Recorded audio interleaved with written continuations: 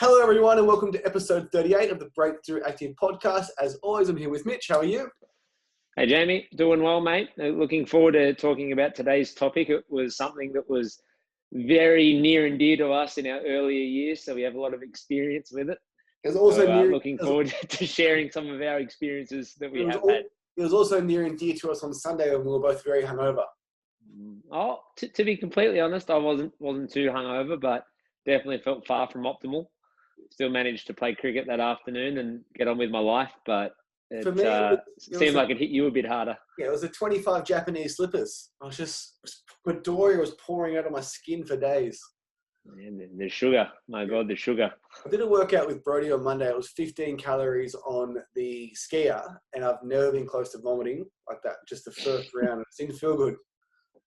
Anyway. Yeah, it takes a few days. This is episode 38. Now, last week we covered eating during the holidays, and you have three options. This week we're going to cover drinking during the holidays. And for me, when it comes to alcohol, you also have three options. However, this is even more near and dear to our heart because we have another Christmas party tomorrow for our Cardiff location. Yeah, which is going to be a great time. Thoroughly can't wait for that one. But like Jamie mentioned, and like we spoke about last week in regards to food and eating during the holiday season and during the silly season, we feel as though that most people, including us, tend to drink a little more this time of the year. So we just want to give a few tips and talk a little bit how we manage our alcohol consumption and hopefully a few things that you might be able to apply to your drinking habits here in the next few weeks and ongoing as well. Three options. So I'll tell you what the three options are, and then we'll cover them in a little more detail. Option one is have that fuck it mentality, which we don't advise. Option two would be to deprive yourself, get nervous, worried, feel guilty over this period, and completely cut alcohol out, which we also don't advise. Or option three, and there is an option three, which is consume alcohol, but consume it intelligently. So option one would be the fuck it mentality. And if we're talking about the entirety of December, early January, let's say all the way to Australia Day before the kids are back to school, that's a long time to have that mentality. And the same with food, it can drastically affect your results, your motivation, and just your progress you've made over the last 12 months. And maybe not drastically affect it, but it can definitely set you backwards. Well, considering that a lot of people's Christmas parties will probably even start in November, you're looking at a 2-month period. And again, the people in our networks are people who are doing well. Obviously, they may still have those parties and those events on, but they are still training. But I know for some of you guys listening, if you have slowed up a little bit with your activity and your exercise and your training, it can be due to some of those big nights you've had over the weekend, which ends up carrying on into the next week. You miss Monday because you're still feeling like crap after your big Saturday night. Tuesday makes it, it's hard for you to get going because you've missed Monday, which is when you normally start, and then that whole week becomes a write-off. So it's something that just like we spoke about with food last week, it doesn't have to be an all or nothing mentality, which is what some people have and what we've had before as well. And there is definitely a happy medium that we feel like, that you can meet, and that's something we will talk about here in for the rest of the podcast. But a lot of it comes back to, I feel, is what you're doing before and after your night out as well, or before your drinking session. Because if you've got a night where you're going to be out drinking, yes, that's going to be far from optimal, and you're going to be probably eating food along with that. But that doesn't mean you have to eat crap all day the day before, or have nothing but hangover food for the next day. And I think that comes back to being prepared as well. If you're saying that the whole weekend's going to be a write-off, or this week's going to be a write-off, then normally it will be. But being prepared and having food at home ready, being a bit more mindful leading up to that event on the day, where, like we said, even with the nutrition side of things, you might be doing your best to eat a little less and hydrate a little more and get a good night's sleep the night before. But I feel like all those things are going to make inroads into the next day and how you feel. Option one, definitely don't have the fuck it mentality. Option two would be to deprive yourself, which in my opinion, that's almost just as bad. because this is the period of the year that you should really enjoy your time with your friends and family. And I've been there before when I've had an event coming up and I've been wanting to work towards a goal. And like, anxiety is a strong word, but I definitely felt guilty leading up to that event. Like, what am I going to do? Am I going to drink? What should I drink? Should I even drink? I used to exercise more during the week and I'd run myself into the ground. And the idea of depriving yourself is not the right way to do it, because if you do option 3, those 3 or 4 or 5 or 6 nights out over the next 8 weeks isn't going to affect you long term. Unless you have a very, very specific goal that has a deadline, like you need to be X amount of weight or fit into this dress or whatever the case may be by January the 1st, you should not be depriving yourself. If it's going to hinder your experience with your friends and family. And this is exactly what we spoke about with nutrition last week as well. There's a time and a place that you can be a little more selective with nights you have out and times you drink alcohol and times you eat, bad food. But your work Christmas party or, your family Christmas event or whatever it may be, they're not really the times that you should be trying to be mindful of that and umming and ahhing whether you should do it. They're the times that you should be enjoying yourself, and they should be a celebration of, the year that's been or whatever it is that you're celebrating. But looking back throughout the rest of the year, and maybe there were plenty of times throughout the year when you did have a night out or you did do something, you're just drinking at home or whatever it may be, that probably could have gone on the wayside, but certainly shouldn't be looking at big events or family functions or work events for you to limit your alcohol intake. They're the times you should be enjoying yourself. Okay. Option 3, which is definitely our preferred option. It is the advice that I pretty much give to anyone that ever asks me any questions about alcohol, and that is to do it intelligently. I use this example all the times. I can have half a bottle of vodka, which is 10 standard drinks, which is 680 calories, and have an absolute blast. Or I could have 10 premix Jim Beam and cola, which is 2,500 calories. At both those events, I was very drunk, but the vodka and diet soft drink compared to the Jim Beam and cola prepackaged is 1/4 of the calories.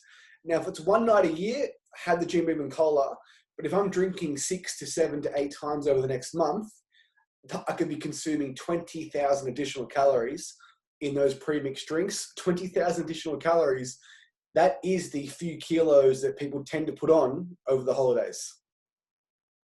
Yeah, absolutely. And I think that's what we ended up doing last week, which was a bit of out of character for us. We were drinking cocktails and having vodka raspberries, and we had a sugar hangover more than we had an alcohol hangover, I think. But when you do, like Jamie mentioned, when you do look at it over the course of a night or over the course of, like you said, the 5 or the 6 or the 10 nights out that you're having in this period, it makes a massive difference.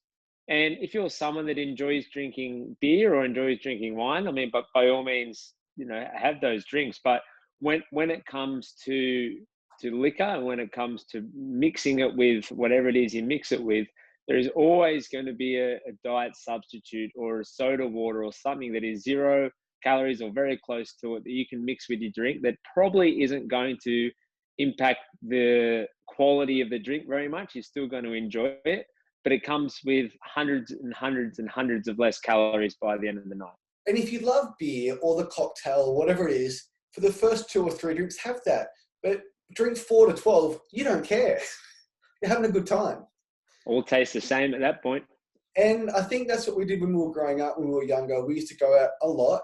And what kept us at a healthy body weight, and I'm not saying it's healthy to drink vodka and diet soft drink, of course, every night, but it is just such a huge, huge difference, especially if you drink regularly. The same people that switched from Coke to Coke Sugar and they lose 3 or 4 kilos a year, the same can be said for alcohol, because it's not actually the alcohol, it is what comes along with the alcohol.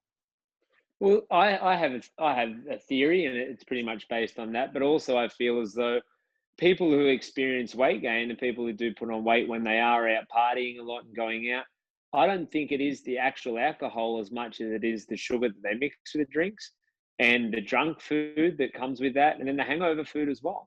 like Jamie mentioned, you can have 10 vodka lime and sodas, which is going to be about 700 calories, or you can have 10 pre-mixed drinks, like Jamie mentioned, probably 2,000 to 2,500 calories.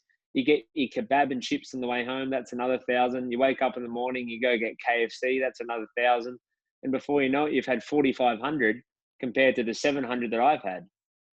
So there is a smarter way to go about it. And like Jamie said, we're not advocating that this is a healthy way to live by any means, but there is an intelligent way to go about it if you are trying to manage your weight and trying to keep it low during this period. And yeah, and if you do have guilt towards an event because you're going to be eating and drinking, you can eliminate a lot of that guilt if you just do it the intelligent way. And the other thing too is, like, I know I don't want to get too much into calories in, calories out, but if I go to bed usually at 8:30 and tomorrow night I'm going to bed at, let's say, 2:30, that's being optimistic. Jeez. But that's being, yeah, let's just say that, so I'm up on my feet for an extra 6 hours. If I'm consuming 680 calories in vodka, I'm going to actually burn that energy just from being up and about all night. And there is no coincidence that the bunch of 18-year-olds who are at King Street that have drink nothing but vodka and dance all night away, they're skinny. Because you can literally expend the energy that you're consuming in vodka, but you cannot expend the energy you're consuming if you add in the soft drink. Like, I remember when we were younger, we never went to McDonald's after. We were too drunk, straight to bed. But it is the people that have 7 or 8 Jim Beams of cola, they're so bloated, they're so full, they leave the nightclub early, they hit King Street McDonald's, they wake up and they just don't stop eating all weekend. It is not the alcohol, it is everything that goes with it. Yeah, exactly. And I think our main advice, I guess, for this time of the period, for anyone who's listening who may be a little bit mindful of this during this period, would be to enjoy the drinks that you like. So if it is wine or beer or whatever it may be, but just know that with that can potentially come extra calories, and not all alcohol is the same. So if you are someone that enjoys vodka or bourbon or scotch or whatever it may be, do yourself a favor, mix it with diet mixer. Makes a world of a difference, and be mindful about the food you're having that night as well.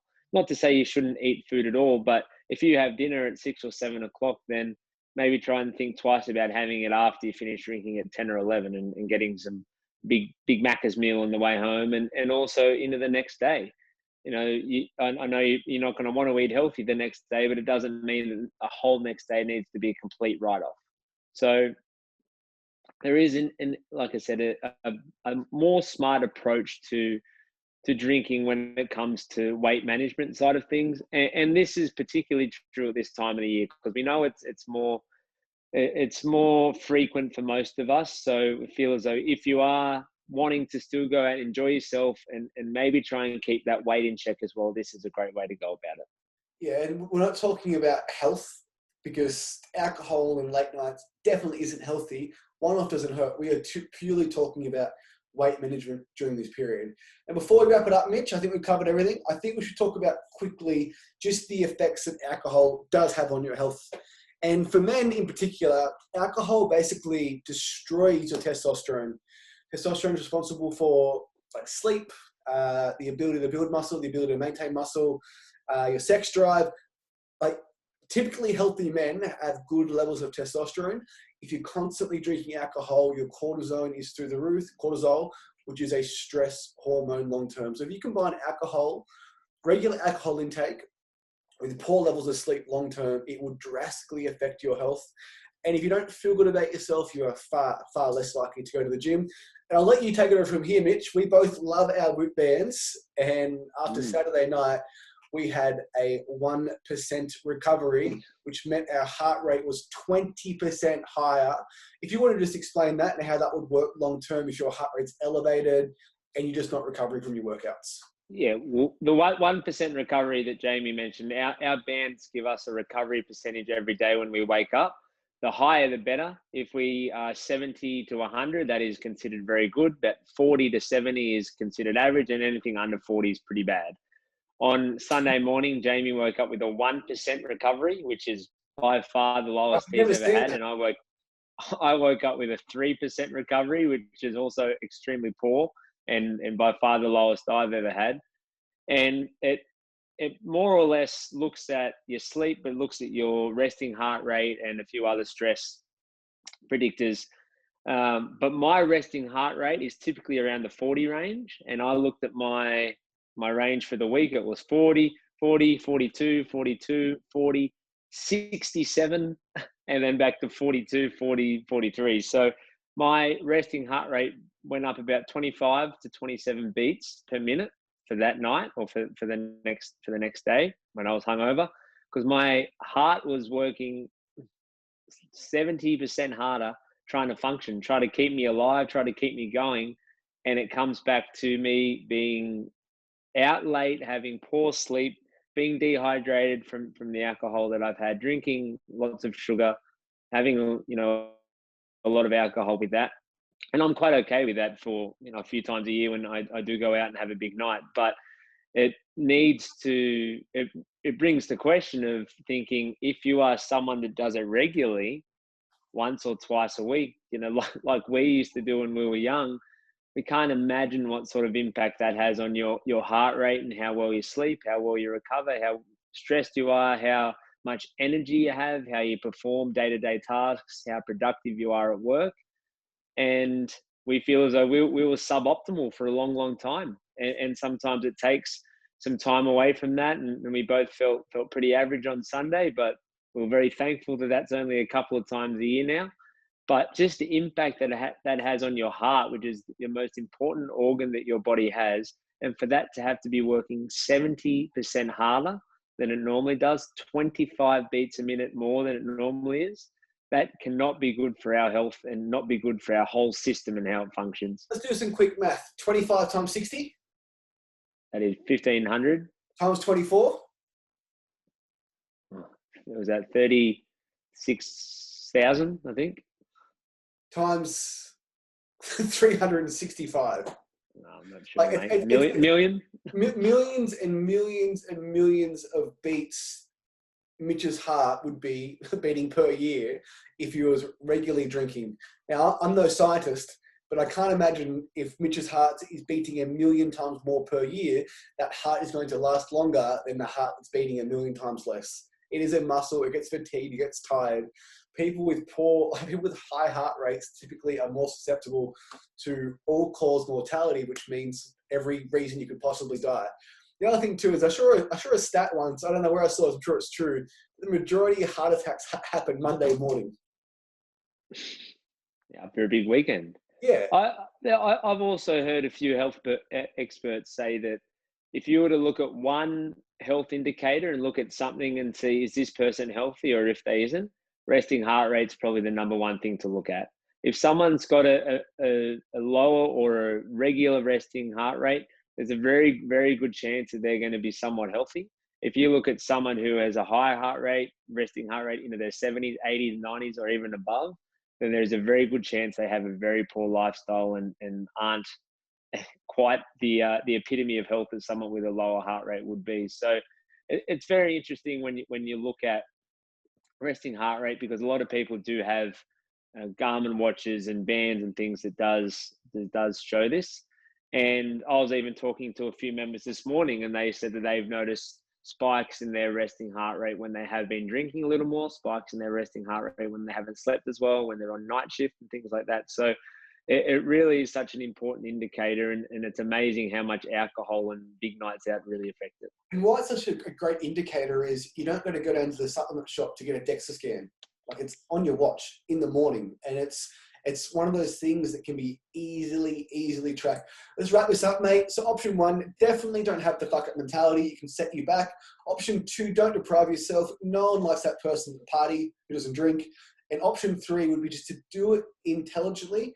And if you can drink diet soft drink, if you can avoid having bad food pre and post the event, we definitely encourage that, especially because there's going to be lots of events over the next 6 to 8 weeks.